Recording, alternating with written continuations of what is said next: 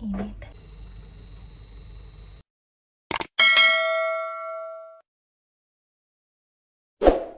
Magandang araw! Sa video na to, gusto ko sana i-share sa inyo yung naging experience ko nung ako ay nag-book at nag-stay for one night dito sa capsule hotel na ito sa Singapore. Nabook ko pala tong Color Chinatown sa agoda.com. 3 minutes lang nasa Chinatown ka na talaga. Tapos meron pa silang massage chair na pwede mong gamitin habang hinihintay mo yung check-in time, which is 3 o'clock PM pa.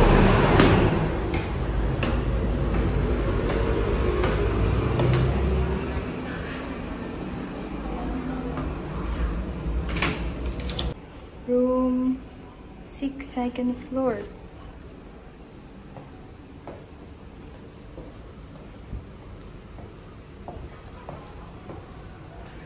Ito yung room 6.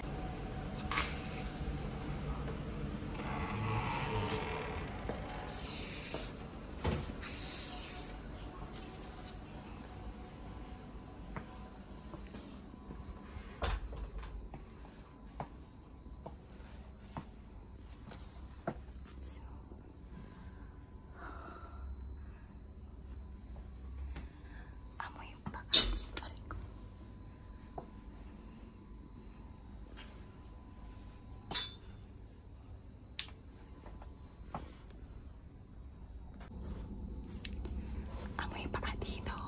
Hindi ko alam kung makakatagal.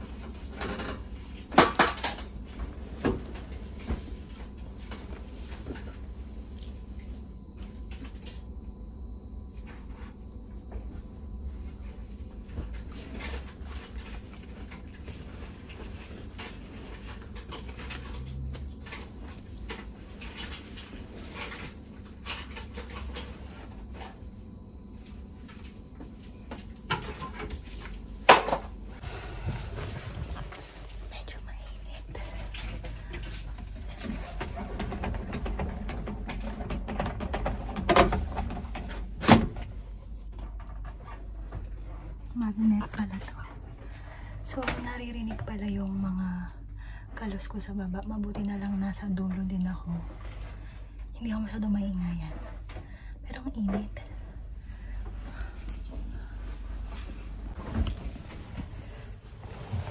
So, ito pala yung magiging room ko for tonight. Ang init. Yan, may mga house rules. Meron ng pangalan nito. Salamin. Ganito. Hindi ko alam kung para saan yun. I-figure out ko pa later. Pero ito yung bed. Mukha naman komportable. Malambot. May saksakan dito.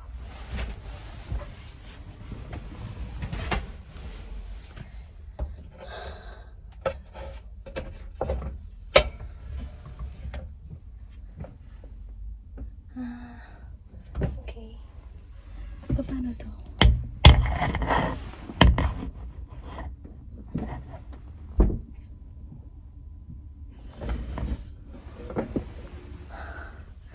Ang init.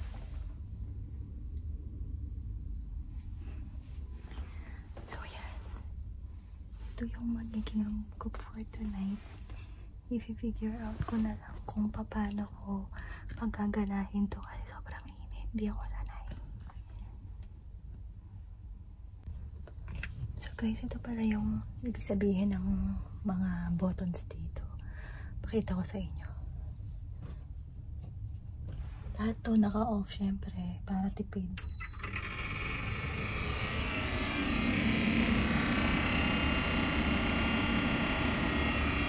Aircon ng init. Ang ingay pala.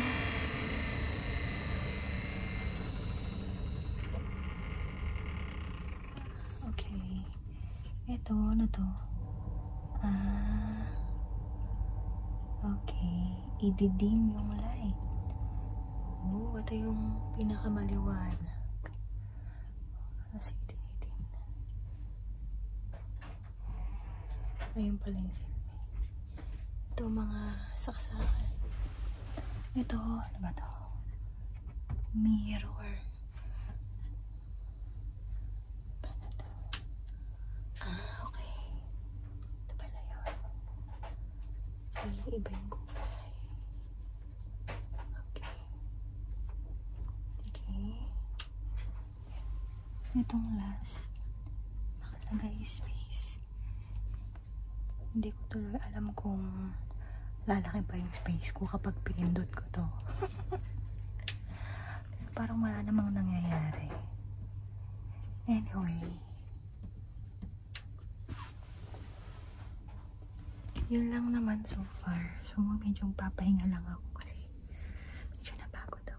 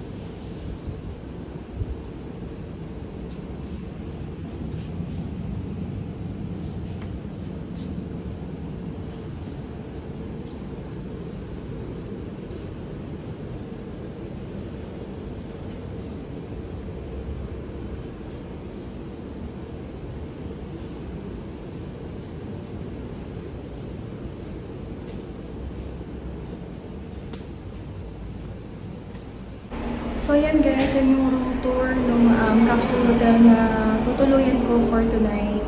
And ngayon, dahil bawal kasing kumain sa loob, bababa muna ako, maghanap ako ng pwede kong bilihanan ng tubig kasi nauuhaw ako. So, sana po ay nakatulong tong video na to para makapag-decide kayo kung gusto niyo bang magstay sa isang capsule hotel or baka pwede kayong mag-ipon para mas makapag-book kayo ng isang room kasi mas comfortable. Although comfortable naman yung mga ganitong klaseng hotel.